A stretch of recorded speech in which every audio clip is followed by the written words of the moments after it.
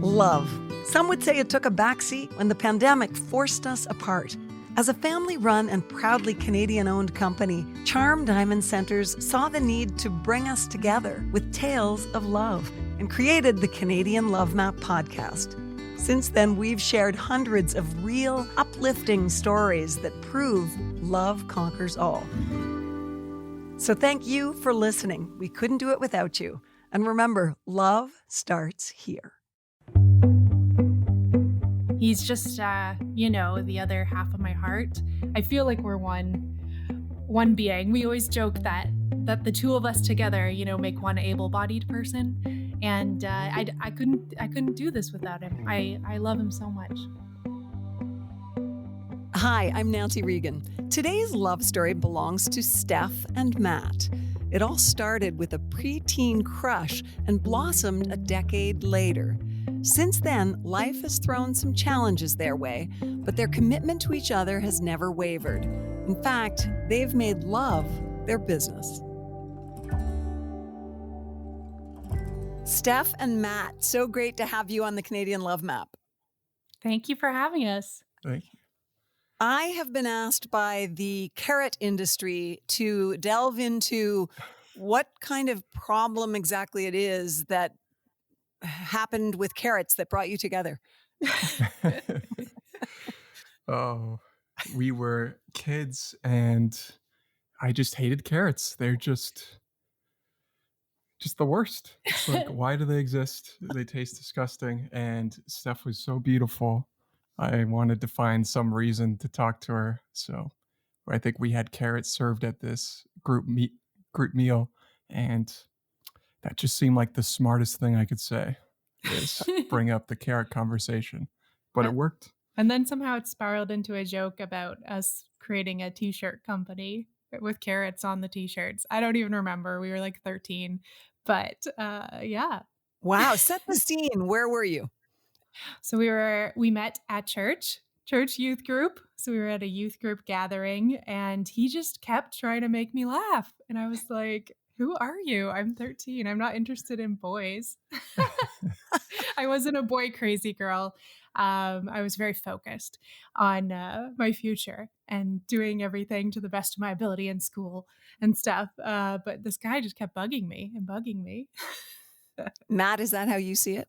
Yeah, I was like, if only she was boy crazy and just would notice me. And the funniest part was he told me like a few years ago that he had asked our youth group leader if he was allowed to walk around in his boxers because he wanted to show off his very, very scrawny muscles. I was a preteen. Didn't know how to win over a girl's heart. That's just what Hollywood told me would work. And the youth group leader said, no. No, there will be no boxers here. No, not at church. Not at a church sleepover. Show off the muscles and talk about why you hate carrots. That's all he had. Yeah. That was his game. Yep. Yeah. We should write a book about that, Matt. So where did your relationship go from there? We lost touch for a decade. And then when we were both in university, finishing up our university, we reconnected. I heard Steph speak at church asking for volunteers. I was just so taken by her. She had these bright green pants. I remember. Don't know why that stands out. I was just taken by her passion, just feeling her values and just the kindness of her spirit,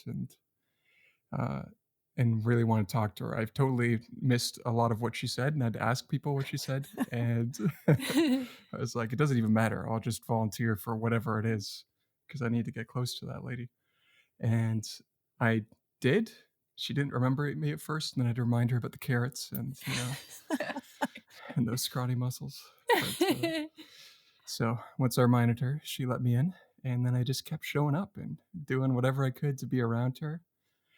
And we had a wonderful year where we had lots of long walks and talking. And dates. Yep, and dates, geocaching and whatnot, and coffee dates. And then I was on a year off to save up for to finish off university. And then we were back in Ottawa and finishing and ending our undergrad. And Steph was heading off to Lesotho, Africa, and I was going to finish off my undergrad in Asia, Bangladesh. Wow. Yeah, and we got separated again. So, But Steph, tell me once your side of that story. I was quickly falling in love with this guy. And things just didn't work out at that time to kind of pursue a serious relationship. And I was a little heartbroken. Well, I was definitely heartbroken, and so was he. But we just weren't at a place in our lives to pursue a serious relationship. And it was all for the best because we both got to travel after that and kind of really grow and mature and be able to come together after our kind of years off after our undergrads to get together again. I'm dying to know, what were you doing in Africa and Asia? So I was interning for a nonprofit called Help Lesotho that's based out of Ottawa.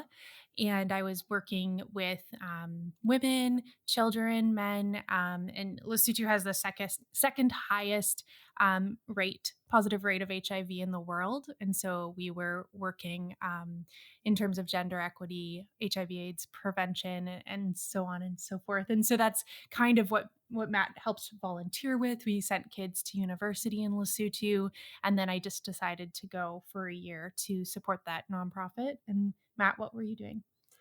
and I was doing my final research paper in Bangladesh. I was studying the entrepreneurial activities of villages in Bangladesh to raise themselves out of poverty.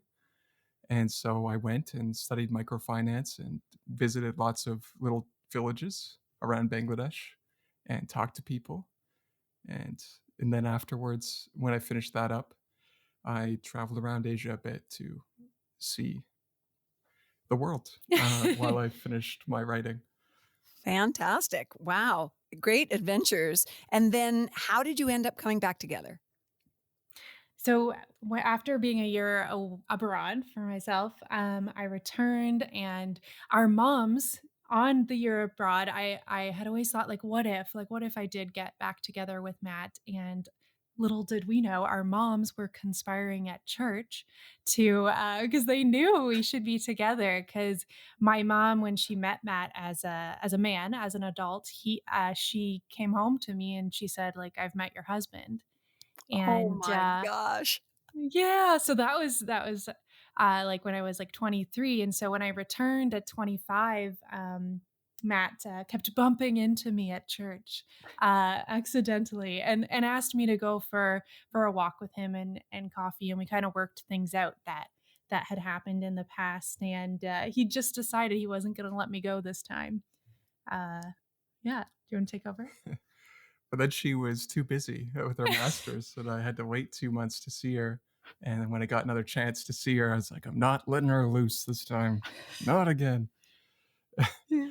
And I just like dominated her Christmas break. I was just around all the time. Her family's like, "What? He Why is like he here?" joined our Christmas and no one invited. Yeah, I my heard about Christmas. a long walk that you Yes. took. Yeah, so on Boxing Day, um, what year was that? 2015. Um, yeah, he asked me to come help his friend choose a winter jacket at the mall, and then afterwards he was like he made his friend go away. uh, and he took me on like a 5-hour walk out where he lived.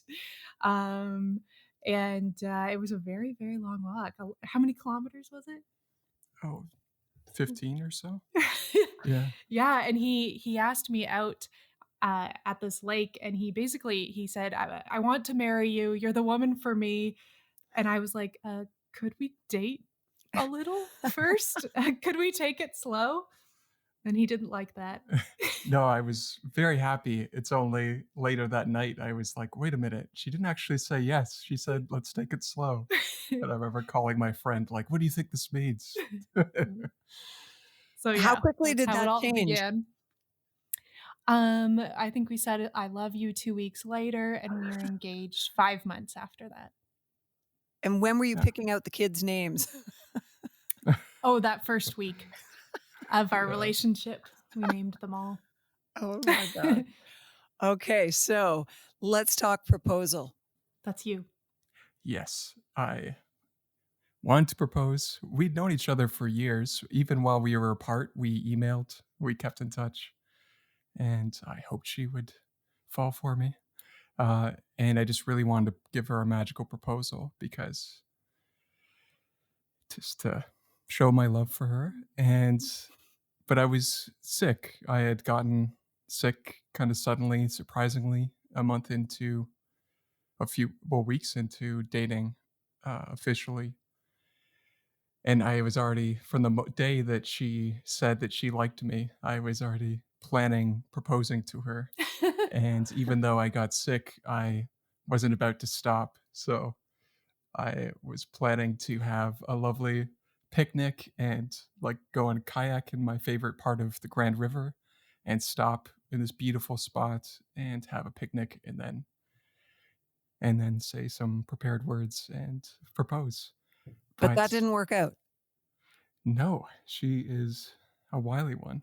She we were spending all of our time together, which was wonderful, but also it made it hard to gather what I needed for for the proposal, to gather food and decorations and everything. So I kept saying, "Oh, I have to go back," and I am suck at lying, which kind It's of a good thing. That's a which is good good thing. mostly, but when I want to surprise her, it was made it very difficult. So she'd be like, "You're not." She saw me right through me. What's wrong? Are you upset about something? This podcast is brought to you by Charm Diamond Centers, Canada's largest family-owned jewelry store. They are proud to be putting love on the map, and the staff at Charm Diamond Centers are thrilled to be a part of your love story too. So visit charmdiamondcenters.com or one of your local stores. Love starts here. So how did it finally work out? So I twice tried to plan a date, gathered things, was planning to propose, and each time it didn't work out. She guessed. And he That- wanted it to be a surprise. She's like, "You've been so weird. You're gonna propose, aren't you?" Like, no. So, so how did you eventually do it? So because those two times failed, and I really wanted to be magical, memorable, and surprise just seemed like I had to have. So she was away for 6 weeks shooting a documentary up north.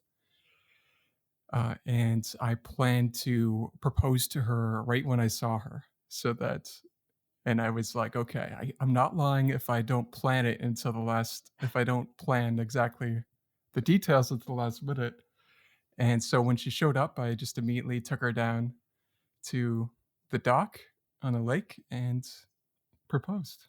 So it was at his parents' lake house in Perry Sound, and it was beautiful, overlooking Manitowoc Lake. And he had champagne and fancy food, and there was a hammock, and he gave me a lovely rose gold uh, conflict-free diamond, and it was beautiful. It was perfect. And we're talking he was really sick, like bedridden, hospital stays, Oh no. um, not much mobility, and he still managed to pull this off. And yeah, Yep. it's very So you were surprised.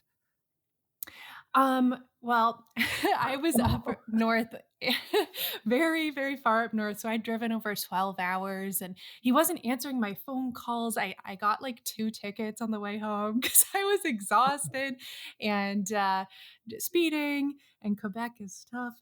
And, so I was so upset by the time I got to him. I was furious with him because he wasn't answering my phone calls. And I was just having a really horrible day trying to get to him because it was his birthday. And, yeah, but all my anger really melted away the second I saw his face, and it was really special.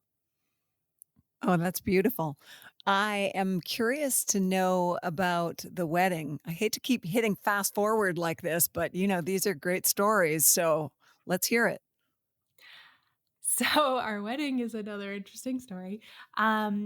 Because Matt was so sick and I was finishing my master's, it was really tricky to plan.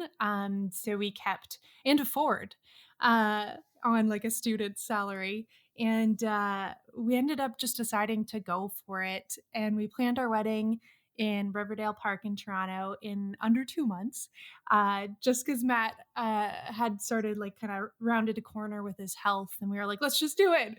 And so we got, all our closest friends and family to meet us in downtown Toronto in a park. And it was beautiful. And just got married overlooking the skyline, basically.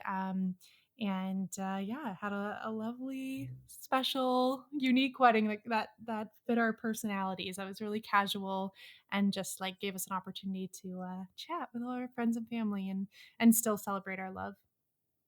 Oh, that's amazing. And then I know you've talked about Matt being sick, and I think about the fact that when you do marriage vows, you say in sickness and in health Mm. often. And I gather you both ended up with some kind of health concerns, and that led to your business. Is that right? Yeah, yeah, that is right.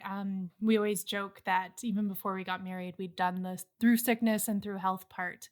Um, and we kind of liken it to people at the end of their lives. They usually face health issues, isolation, mobility issues, more so than in their mid 20s. So we've kind of already gone through all of that and learned how to love each other through struggle, real struggle with finances and illness and such.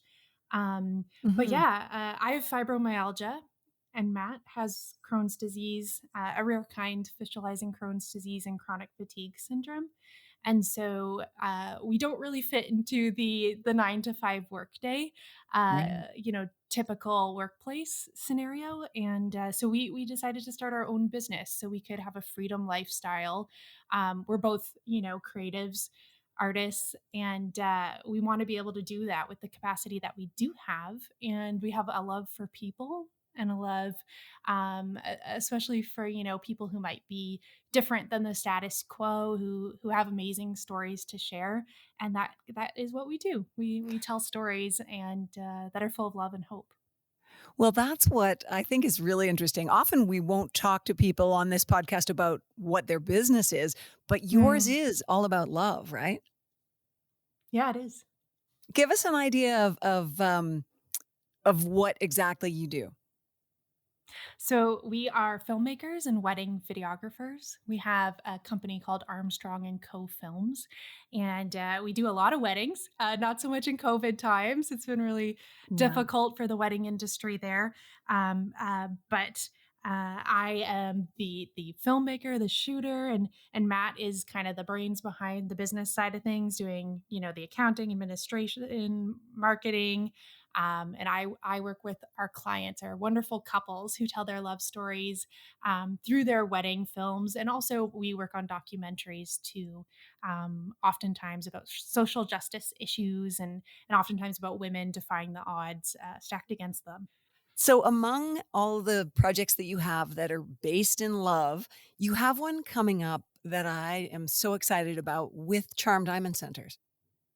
Yes. So my brother, he's 27 and he has Down syndrome, and he has been dating the love of his life, Bree, who has a developmental disability, for the last 5 years. And this year, he's just decided that he's going to propose on their 5th anniversary. And we worked with Charm Diamond Centers to pick the most beautiful rose gold engagement ring for Greg to give to Bree in this fall.